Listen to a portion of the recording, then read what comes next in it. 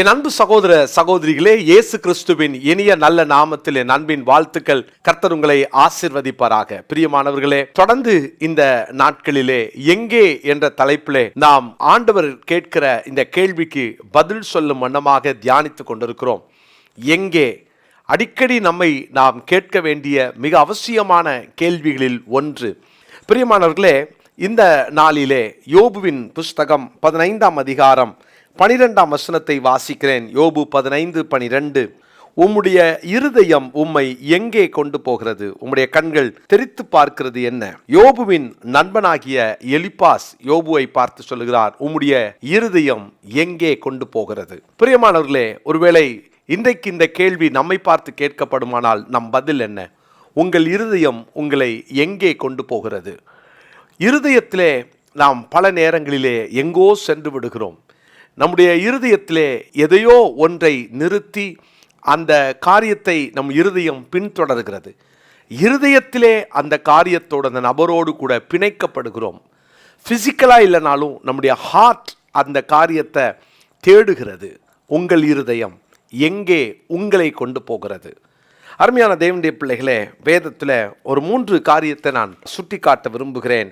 1 நாளாகமத்தின் புஸ்தகம் 29ஆம் அதிகாரம் 18வது வசனம். ஆபிரகாம், ஈசாக்கு, இஸ்ரவேல் என்னும் எங்கள் பிதாக்களின் தேவனாகிய கர்த்தாவே, உமது ஜனத்தின் இருதயத்தில் உண்டான இந்த சிந்தையையும் நினைவையும் என்றைக்கும் காத்து அவர்கள் இருதயத்தை உமக்கு நேராக்கி அருள்வீராக. முதலாவது, நம்முடைய இருதயம் தேவனுக்கு நேராக மாற வேண்டும். எங்கே கொண்டு போகிறது என்பதற்கு நாம் சொல்ல போகிற பதில் என்ன? ஒருவேளை என் இருதயம் ஆண்டவருக்கு நேராக போகிறது என்று நம்மால் சொல்ல முடியுமா? ஆண்டவருக்கு நேராக நம் இருதயம் போகட்டும். ஆண்டவருக்கு நேராக நம் இருதயத்தை நாம் ஏறெடுப்போம். நம் இருதயம் அது ஆண்டவரை நோக்கும் என்றால் என் சிந்தையெல்லாம் ஆண்டவரை குறித்தே இருக்கும். அவரை இன்னும் எப்படி பிரியப்படுத்தலாம், இன்னும் எவ்வளவு அவர் மேல அன்பா இருக்கலாம், இன்னும் எப்படி அவரை சந்தோஷப்படுத்தலாம், இதுதான் தேவன் மனிதனிடத்திலே எதிர்பார்ப்பது. ஒருவேளை உங்கள் இருதயம் தேவனை தேடுகிறதா, தேவனுக்கு நேராக இருக்கிறதா? ஏன்னா பல இடங்கள்ல உதாரணமாய் சொல்லுகிறேனே, 1 ராஜாக்களின் புஸ்தகத்துல 11ஆம் அதிகாரத்துல நீங்க சாலமோனை அநேக ஸ்திரீகள், அதாவது அந்நிய மதத்தை சார்ந்த பெண்களை அவன் திருமணம் செய்ததினால் அவன் அவர்கள் மேல் ஆசை வைத்தான், அவர்களோடு ஐக்கியமாய் இருந்தான். அடுத்தது அவர்களை விவாகம் செய்து அவன் இருதயம் வழுவி போனது. கர்த்தருக்கு நேராக இருக்க வேண்டியவனுடைய இருதயம் வழுவி போனது. அடுத்து பார்த்தீங்கன்னா 4ஆம் வசனத்தில் அவன் இருதயம் அவன் தகப்பனின் இருதயத்தை போல உத்தமமாக கர்த்தரோடு இல்லை என்று 4ஆம் வசனத்தில் படிக்கிறோம்.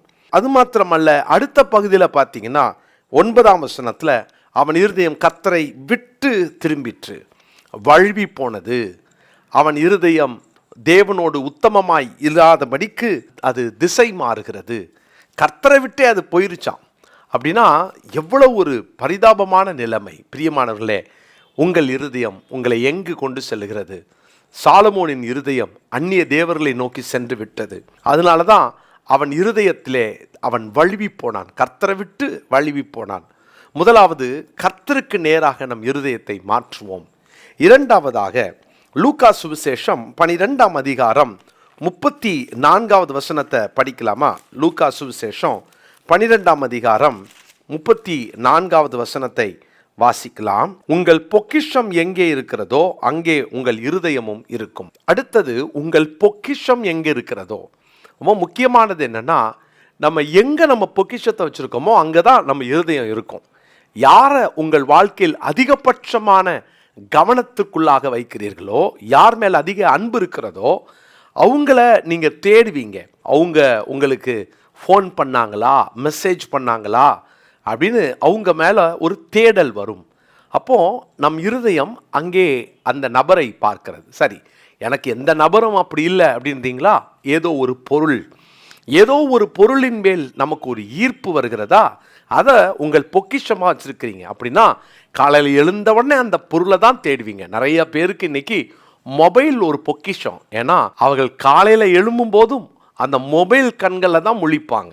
இரவு படுக்கும் போதும் படுக்கையிலையும் மொபைலோடு தான் அவங்க கண்களை மூடுவாங்க. பிரியமானவர்களே, நீங்கள் மொபைலோட உங்கள் வாழ்க்கையை முடிக்காதீங்க, மொபைலோட உங்கள் வாழ்க்கையை துவங்காதீங்க. தேவனுக்கு முன்னால் முழங்கால் படிட்டு உங்கள் வாழ்க்கையில் அவருக்கு முன்பாக பலிபீடம் கட்டாமல் மொபைலை தொடமாட்டேன்னு ஒரு தீர்மானம் எடுங்க. ஏன்னா உங்கள் பொக்கிஷம் எங்கே இருக்குதோ அங்கே தான் உங்கள் இருதயம். அப்படின்னா யோசித்து பாருங்களேன், நம்முடைய பொக்கிஷம் யார், எந்த பொருள் அப்படின்னா அதனால தான் நம்முடைய இருதயம் இயேசு என் பொக்கிஷம் அப்படின்னு இருந்தால் இயேசுவை தேடுவோம் இல்லையா? இயேசுதான் நம்முடைய பொக்கிஷமாக இருக்க வேண்டும். அப்படின்னா அவரையே தேடிக்கிட்டே இருப்போம். இன்றைக்கி இயேசு நம் பொக்கிஷமாய் மாறட்டும். மூன்றாவதாக நீதிமொழிகளின் புஸ்தகத்தில் 23ஆம் அதிகாரம் 26வது வசனத்தை நான் வாசிக்கிறேன். நீதிமொழிகள் 23:26. என் மகனே, உன் இருதயத்தை எனக்குத்தா, உன் கண்கள் என் வழிகளை நோக்குவதாக. உன் இருதயம் எங்கே உன்னை கொண்டு போகிறது? கர்த்தரண்டையில் என்று நம்ம சொல்லணும். ஏன்னா அவர் தான் பொக்கிஷம். ரெண்டாவது, என் இருதயத்தையே நான் அவருக்கு கொடுத்துட்டேன். ஆண்டவருக்கு உங்கள் ஹார்ட்டை கொடுத்துட்டீங்கன்னா உங்கள் சிந்தை, செயல், நடக்கை எல்லாம் அவரை சுற்றியே இருக்கும். ஆண்டவருக்கு உங்கள் இருதயத்தை கொடுத்துட்டீங்களா? 50% கொடுத்துட்டேன், 50% கொடுக்கலன்னு சொல்கிறீங்களா? 90% கொடுத்துட்டேன் பிரதர் சொல்கிறீங்களா? 99% கர்த்தருக்கு கொடுத்துட்டேன், 1% தான் அப்படின்னு வேற எங்கேயோ வச்சுருக்கீங்களா? பிரியமானவர்களே, அவருக்கு 99 கொடுத்தா போதாது. அவர் 100% உங்கள் இருதயத்தை கேட்கிறார். உடைஞ்சிருக்கலாம், உடைச்சிருக்கலாம், யாரோ உங்கள் இருதயத்தை தூக்கி போட்டிருக்கலாம். இயேசுவிடத்தில் உங்கள் இருதயத்தை கொடுங்க. ஆண்டவர் அவங்க இருதயம் தேடட்டும். உங்கள் இருதயம் உங்களை எங்கு கொண்டு செல்கிறது? நீதிமொழிகள் 23:26 இந்த நாளுக்குரிய மனப்பாட வசனமாய் குறித்து கொள்ளுங்கள். ஆண்டவர் இன்றைக்கு நம்முடைய இருதயத்தை கேட்கிறார். ஆண்டுகிட்ட சொல்லுங்க, என் இருதயத்தை நான் வச்சுக்கவும் விரும்பலை, ஒரு பொருள் மேலே வைக்கவும் விரும்பலை, அல்லது வேறு யாரோ ஒரு நபர் மேலே வைக்கவும் நான் விரும்பலை, உங்கள் மேலே என் இருதயத்தை வைக்கிறேன்னு சொல்லலாமா? ஜெபம் பண்ணுவோம். நல்ல தகப்பனே, எங்கள் இருதயத்தை நாங்கள் எந்த பொருள் மேலேயும் வேற யாரோ ஒரு நபர் மேலேயும் வைக்காமல் உங்ககிட்ட கொடுத்துட்றோம். எங்கே கொடுத்தாலும், யார்கிட்ட கொடுத்தாலும், எங்கே வச்சாலும் அந்த இருதயம் ஏமாற்றப்பட்டு விடும், உடைந்து விடும். எனவே உங்ககிட்ட எங்கள் இருதயத்தை கொடுத்துட்றோம். ஆண்டவரே, எங்களை உமக்கு நேராக நடத்தட்டும். தாழ்த்தி உமது கரங்களில் ஒப்பு கொடுக்கிறோம். இந்த நாளில் அர்ப்பணிக்கிற ஒவ்வொருவரையும் நீர் பொறுப்பெடுத்துக் கொள்ளும், நடத்தும். தொடர்ந்து அந்த இருதயத்துக்கு நீர் சொந்தக்காரராயிரும். இயேசுவின் நாமத்தில் ஜெபிக்கிறோம் பிதாவே, ஆமென். என் அன்பு சகோதர சகோதரிகளே, இயேசுவின் நாமத்தில் அன்போடு உங்களை வாழ்த்துகிறேன். விங்ஸ் ஆஃப் விக்டரியினுடைய சமூக பணிகளுக்காக ஜெபித்து கொண்டிருக்கிறீங்க, ரொம்ப நன்றி. இந்த ஜெப குழுவில் இணையணும்னா கீழே காண்கிற இந்த வாட்ஸ்அப் நம்பரோடு தொடர்பு கொண்டீங்கன்னா நாங்கள் இணைத்துக் கொள்கிறோம். அதில் ஜெப குறிப்புகளை கொடுப்போம். ஒவ்வொரு நாளும் விங்ஸ் ஆஃப் விக்டரிக்காக நம்ம சமூக பணிகளுக்காக ஜெபியுங்கள். தேசத்தில் தேவன் நம்மை நம்பி கொடுத்திருக்கிற பெரிய பொறுப்பு. நம்ம டயாலிசிஸ் சென்டர் இலவசமாய் நடத்துகிறோம், ஒரு பைசா வாங்காமல்.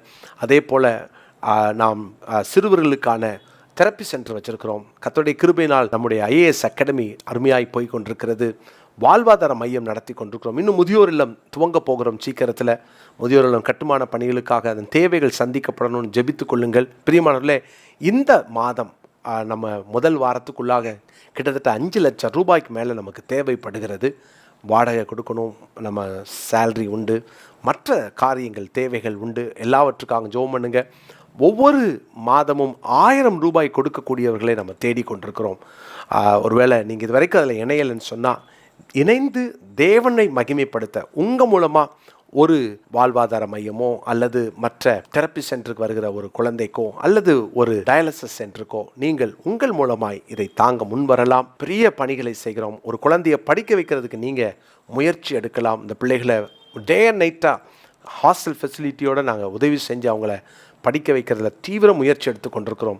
நம்முடைய பிள்ளைகள் மேலே வரணும். இந்த பெரிய தரிசனத்தில் எங்களோடு இணைந்து கொள்ளுங்கள். பெரிய தேவனுக்கு பெரிய தரிசனத்தோடு பெரிய வேலை செய்கிறோம். பெரிய கிரயம் செலுத்தாமல் இது சாத்தியமில்லை. எனவே எங்களோடு இணைந்து கொள்ளுங்கள்.